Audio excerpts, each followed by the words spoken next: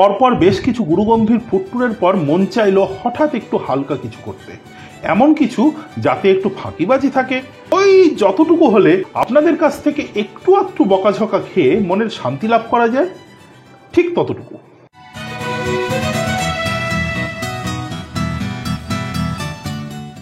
এরকম অবস্থায় ফাঁকিবাজি মানে একটাই, সন্ধ্যার পর অটো চেপে শুটিং এর অজুহাতে এয়ারপোর্টের ধারে গিয়ে হাওয়া খাওয়া, সাথে একটু জমিয়ে ঘন দুধের চা, চায়ের সাথে টায়ের সাথে তোষ্যটা, তার সাথে আরো কিছু অর্ডার করে পেট পুরে খ্যাটন সেরে ঢেকুর তুলে বাড়ি ফেরা।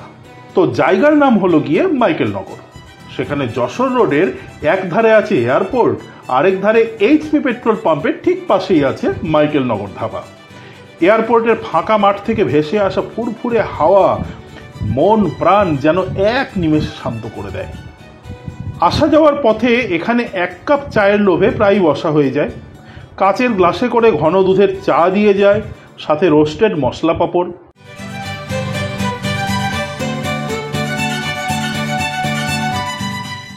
আরেকটা দুর্দান্ত স্ন্যাক্স কিন্তু এখানে পাওয়া যায় চায়ের সাথে খাবার জন্য, ডিমের পকোড়া। ডিম সেদ্ধ করে 4 ভাগ করে কেটে বেসনে ডুবিয়ে ভাজা, বেশ ইউনিক আর খেতে কিন্তু দুর্দান্ত।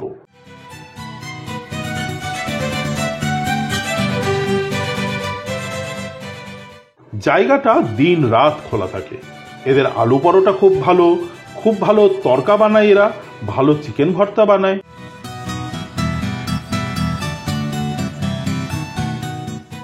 এরা কিন্তু খুব ভালো তন্দুরি চিকেনও বানায়। আমরা অর্ডার দিতে হাফ প্লেট দিয়ে গেল, সাথে অনেকটা স্যালাড, ওপরে চাট মশলা আর গোলমরিচ ছড়ানো।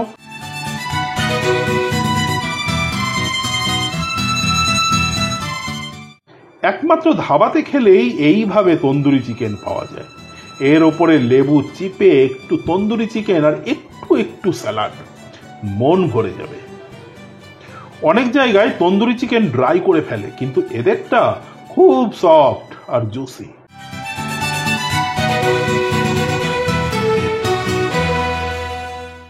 মাইকেলনগর ধাবাতে রাতের খাবার বা দুপুরের খাবার খেতে এলে এদের মাটন কষা কিন্তু মিস করা চলবে না। বাই দ্য ওয়ে, এখানে কিন্তু বাঙালি নিয়মে ভাত ডাল তরকারিও পাওয়া যায়, তবে দুপুরবেলা। মাছ ভাত, মাংস ভাত, সবজি ভাত সব আলাদা আলাদা দাম। এদের মাটন কষা আপনি তন্দুরি রুটি দিয়ে খেতে পারেন, ভাত দিয়ে খেতে পারেন।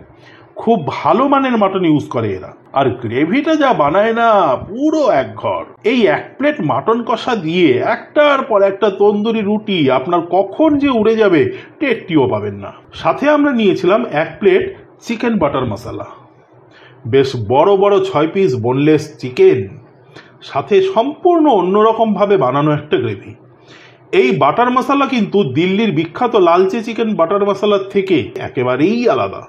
ওপরে অনেকটা পরিমাণে মাখন দিয়ে সার্ভ করেছে। চামচ দিয়ে চিকেনের পিসগুলো কাটতে একটু বেগ পেতে হয়েছে বটে, কিন্তু মন্দ ছিল না। তবে মাটন কষার স্বাদের বাহারে আমরা এতটাই বিভোর হয়েছিলাম যে এই খাবারটি জিহ্বার স্বাদকরকে তেমন একটা আলোড়ন তুলতে পারে। ভেবেছিলাম খাওয়ার পর 1 বাটি টক দই খাবো, জম্পেশ লাগে খেতে, কিন্তু কপাল খারাপ, টক দই শেষ।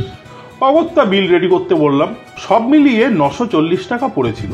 একটা জলের বোতল নিয়েছিলাম, সেটা মেনশন করতে ভুলে গেছে, তাই 920 টাকা বিল দেখাচ্ছে এখানে।